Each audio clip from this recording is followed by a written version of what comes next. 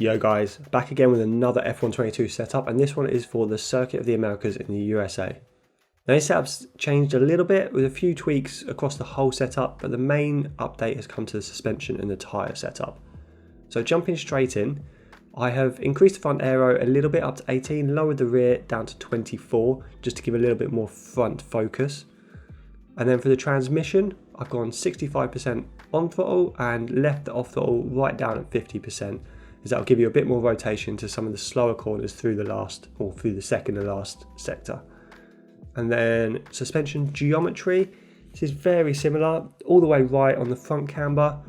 I've adjusted the rear camber a little bit more to the right at -1.4, and then I've left the toe, both front and rear, all the way far left. For the suspension, I've gone 5 on the front suspension, 2 on the rear, and then 8 on the front anti-roll bar and 3 on the rear anti-roll bar.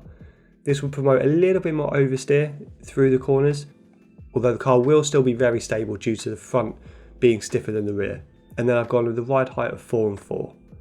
For the brakes, go with 100% pressure and 50% bias.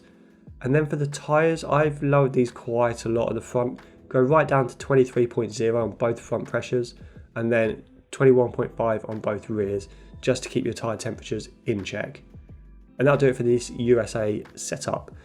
As always guys, hit that like button to show me that you've enjoyed this setup and you found it useful. Let me know in the comments below if you're using this setup or what setup you're running at the moment. And subscribe if you want more daily F122 content. But for now guys, I will see you shortly with another setup, and I'll see you on track.